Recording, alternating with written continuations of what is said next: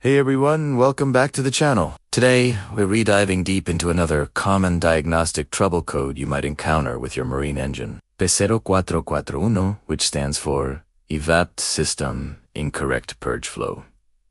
Now, before we get too far, it's important to know that not every boat is equipped with an EVAP, or Evaporative Emission Control System. This is more common on newer, emissions-regulated vessels. So, if your boat doesn't have one, this video might just be for your general knowledge bank. But for those of you who do have an EVAP system, this code is a big deal, and we're going to break down what it means and what you need to do about it. So, what exactly is an EVAP system on a boat? Think of it as a way for your boat to be more environmentally friendly.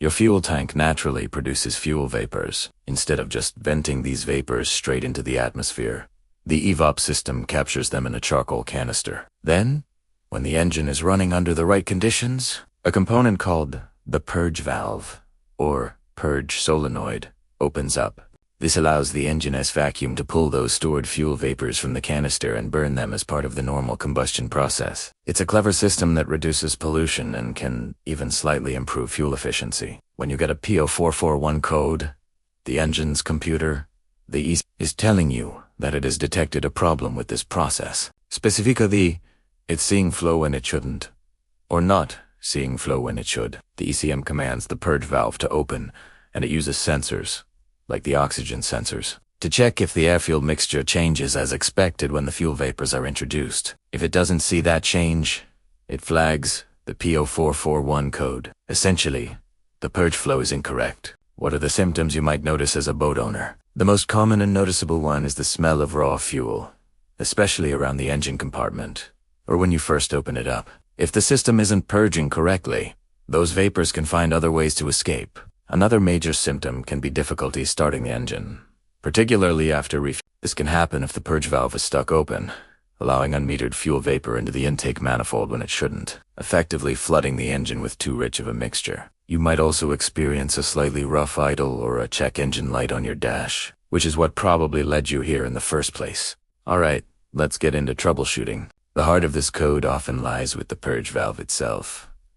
It's an electronically controlled, so over time, it can get stuck open, stuck closed, or fail electrically. The first thing you want to do is locate it. You'll typically find it in the engine bay, with a vacuum hose running from the charcoal canister to the valve, and another hose running from the valve to the engine's intake manifold. It will also have an electrical connector. Start with a simple visual inspection. Are the hoses connected securely? Are there any cracks, splits, or kinks? In the hoses, a cracked or disconnected hose can cause a vacuum leak and trigger this code. Make sure the hose routing is correct, following the manufacturer's diagram if you have it. Sometimes hoses can get swapped or misrouted during other maintenance. If the hoses look good, the next step is to check the purge solenoid itself. With the engine off, you can sometimes test it by applying voltage directly to its terminals. You should hear a distinct click as it opens and closes. If it's silent, the solenoid might be dead. You can also test its resistance with a multimeter to see if it is within the manufacturer's specifications. A more common failure, however, is when it gets mechanically stuck. It might click when you test it, but the internal valve might be clogged with charcoal bits from the canister or just gummed up. If it's stuck open, it's constantly letting vapor into the engine.